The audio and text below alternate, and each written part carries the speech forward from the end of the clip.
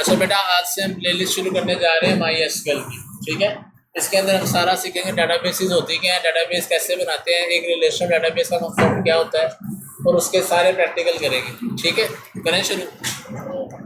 अब सबसे पहले तो एक सॉफ्टवेयर है जैम, ये आपने गूगल से डाउनलोड करना होता है। कुछ बच्चों ने कर भी लिया, जिनको नहीं समझ आई आपने गूगल पर जाकर सर्च करना है जैम फ्री डाउनलोड। यहाँ पर आपको पहला ही लिंक मिल जाता है, यहाँ से आपने इस सॉफ्टवेयर को डाउनलोड कर लेना। ठीक है, यहाँ से आप इस सॉफ्टवेयर को डाउनलोड करेंगे, सिंपली नेक्स्ट नेक्स्ट करेंगे, इंस्टॉल कर लेंगे। ये इस पर क्लिक करेंगे, एक फ़ाइल डाउनलोड होगी, उसके बाद उसको सिंपली नेक्स्ट नेक्स्ट करके इंस्टॉलेशन कर लेना। वरना कोई भी वीडियो आप देख सकते हैं सिंपल जैम इंस्टॉलेशन की। ठीक है, यहाँ तक क्लियर? कोई सा भी कर सकते हैं तीनों से भी। ठीक है, अच्छा, जब ये जैम आपके पास एक फ़ाइल डाउनलोड हो जाए, उसको सिंपली नेक्स्ट नेक्स्ट करके इंस्टॉल कर लीजिएगा। ठीक है, आफ्टर इंस्टॉलेशन ये फ़ाइल आपके पास ऐसे ओपन होगी। या दूसरा तरीका क्या है कि आप गूगल पर जाके सर्च करेंगे जैम कंट्रोल पैनल। ठीक है, अच्छा, मेरा ये भी टास्क बार लोडिंग में जा रही है। आप ऐसे जैम को सर्च करेंगे तो आपके पास यहाँ पर ही जैम कंट्रोल पैनल मिल जाएगा। ठीक है, अगर आपको भी ना मिले तो इसका एड्रेस आप देख लेंगे बड़ा कहाँ पर होता है। बाय डिफ़ॉल्ट जहाँ पर आपने इसको इंस्टॉल किया, जैसे सी जैम में मैंने इसको इंस्टॉल किया। ठीक है, जैम 2 के नाम से मैंने इसको इंस्टॉल किया, तो उसके अंदर ये बराबर कंट्रोल पैनल। ठीक है, ये जैम कंट्रोल पैनल आपने ओपन करना।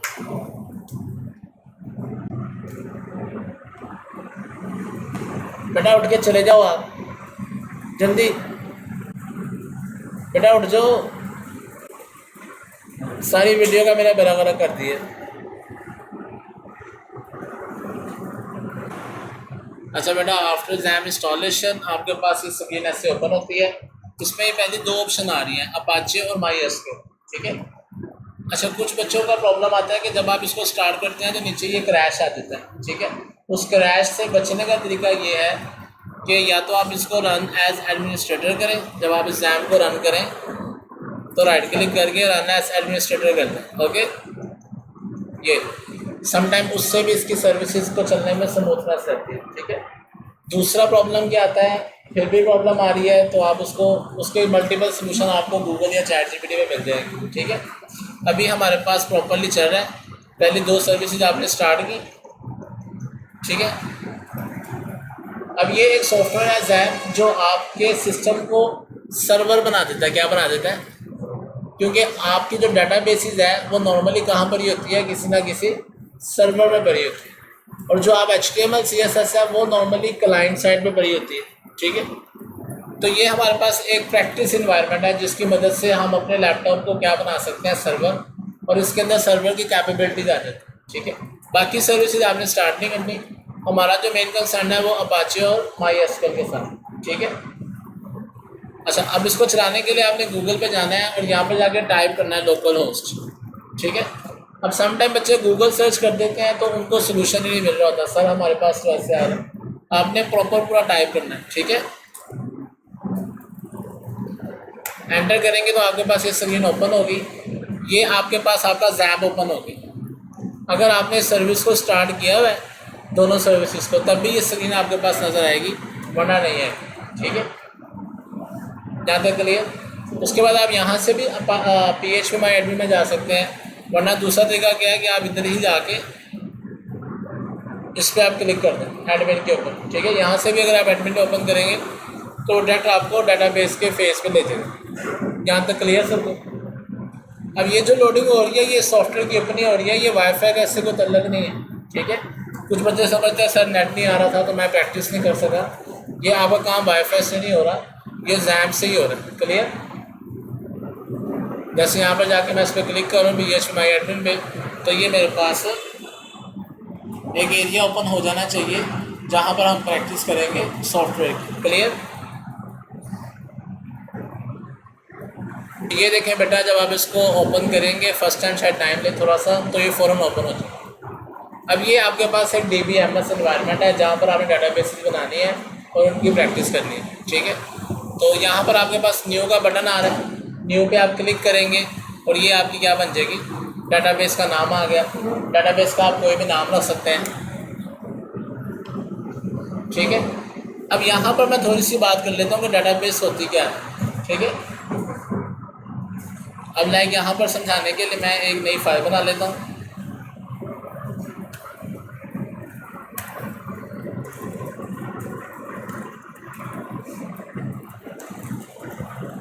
कुछ बच्चों ने जब डेटाबेस का कॉन्सेप्ट पढ़ा होता है उनके लिए तो प्रॉब्लम नहीं है। कुछ बच्चों ने BSc वगैरह नहीं किया होता, सिंपल मैट्रिक इंटर किया होता है, उनको अक्सर डेटाबेसिस में इशूज आ रहे होते हैं, ठीक है। अब बेटा होता क्या है कि हमारे पास एक सॉफ्टवेयर है, हर सॉफ्टवेयर कॉरस्पॉन्डिंग अगर आपने इसका डाटा सेव करवाना है कहीं पर ऑनलाइन तो उसके लिए एक डेटाबेस की जरूरत होती है।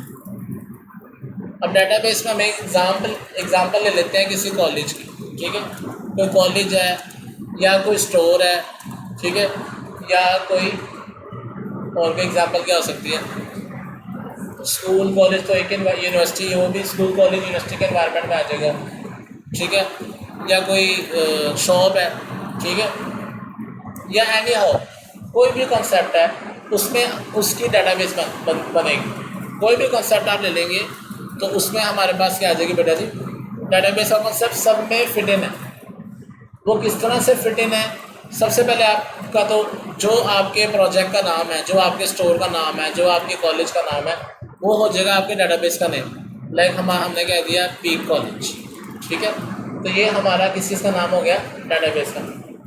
फिर हम नॉर्मली क्लाइंट से पूछते हैं कि सर आपने क्या क्या इन्फॉर्मेशन डेटाबेस में सेव करवानी है और क्या नहीं करवानी। कॉलेज वालों से हम पूछते हैं तो वो कहते हैं सर हमने टीचर का डाटा, स्टूडेंट का डाटा परमानेंटली सेव करवाना है डेटाबेस में, लेकिन जो वर्किंग हमारे पास यहाँ पर एडमिन का डाटा वो हमने नहीं करवाना। तो जो डाटा वो परमानेंटली सॉफ्टवेयर में शो करवाना चाह रहे हैं उसके कॉरस्पॉन्डिंग डेटाबेस बनेगी, बाकियों की डेटाबेस नहीं बनेगी।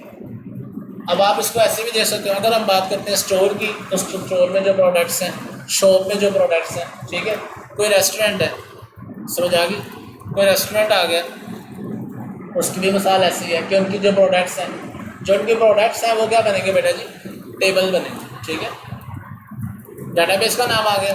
और जितने भी उसमें आप मॉड्यूल्स कह लें जिनकी इंफॉर्मेशन आपने सेव करवानी है, स्टाफ है, एम्प्लॉयज़ हैं, उसके अंदर वो सारी क्या हो जाएंगे बेटा जी, टेबल्स। वो क्या हो जाएंगे, अब कॉलेज के टेबल्स क्या आ गए, स्टूडेंट आ गया, ठीक है, टीचर आ गया, बात समझ आ गई। और भी जो फर्दर मोर इन्फॉर्मेशन आपने सेव करवानी है ये सारे क्या बनते जाएंगे, टेबल बनते जाएंगे, ठीक है क्लास, यहाँ तक क्लियर। नेक्स्ट क्या होएगा, अब स्टूडेंट की क्या इन्फॉर्मेशन आपने सेव करवानी है, उसका नाम, उसका फादर नेम, उसका फ़ोन नंबर, लेकिन उसका ब्लड ग्रुप क्या है, उसका CNIC क्या है। अगर नेसेसरी है आप सेव करवाना चाह रहे हैं तब भी उसका कॉलम बनाना है, वरना कॉलम बनाने की ज़रूरत नहीं है। या यही वो बेसिक नीड और रिक्वायरमेंट्स क्वेश्चन होते हैं जो हम क्लाइंट से पूछते हैं। जब आपके पास क्लाइंट आता है ना तो आप उससे यही क्वेश्चनिंग करते हो कि सर आप क्या क्या इन्फॉर्मेशन अपनी प्रोडक्ट की सेव करवाना चाहते हैं। जो वो कहता है वही हम सेव करवाते हैं, बाकी सेव नहीं करवाते। इसका एडवांस तरीका आ गया है कि फिग्मा और UI UX के डिफरेंट सॉफ्टवेयर हैं, उसमें वो पूरा डिज़ाइन बना के देते हैं कि ये स्टूडेंट की प्रोफाइल है। उस प्रोफाइल में हम देख लेते हैं उसकी तस्वीर लगी हुई है, नीचे उसका नाम है, ईमेल है, फ़ोन नंबर है, ईमेल एड्रेस है, हाउस एड्रेस है, परमानेंट एड्रेस है। तो जो जो इन्फॉर्मेशन नीचे आती है हम उसके कॉरस्पॉन्डिंग ही डेटाबेस में कॉलम बनाते हैं, वरना नहीं बनाते। यहाँ तक बात समझ आ गई। यानी कि हम इसमें अपना माइंड नहीं लगाएंगे, क्लाइंट की नहीं, लेकिन अभी हम प्रैक्टिस कर रहे हैं तो आप अपने हिसाब से जो बेसिक होगा वो है। लेकिन एक जो नेसेसरी है हमेशा आएगा ही आएगा, वो है ID। वो क्या है, ID क्यों बनाते हैं, ID हम बनाते हैं डेटाबेस के लिए।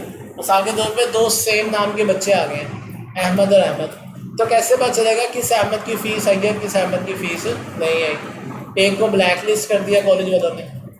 तो हम हर आइटम, हर डाटा का एक सीरियल नंबर रखते हैं। क्या रखते हैं, डाटाबेस अपने पास एक यूनिक ID रखती है कि अगर कोई भी एक आइटम में कोई इश्यू होता है तो उसको हम डिलीट नहीं कर सकते, ठीक है, या डिलीट करते नहीं है, ठीक है। वो हमारे पास क्या रहता है, परमानेंटली डाटाबेस में सेव रहता है। अच्छा, एक क्वेश्चन है कि सर ये ID इशू कैसे होगी।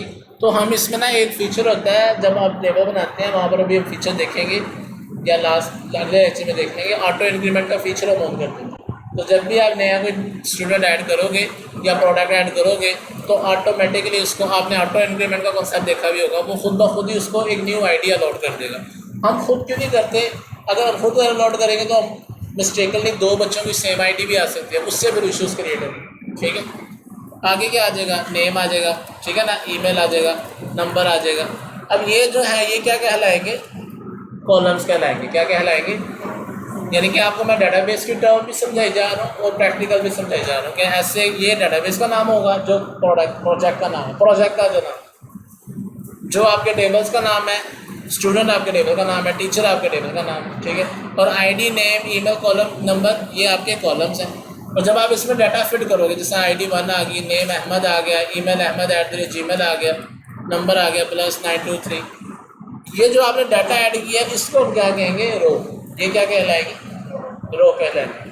जितने बच्चों का डाटा ऐड करते जाओगे वो रो या रिकॉर्ड कहलाएगी। यहाँ तक बात समझ आ गई?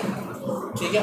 अब नेक्स्ट वीडियो के अंदर हम इसका प्रैक्टिकल करते हैं। यहाँ तक क्लियर है सर?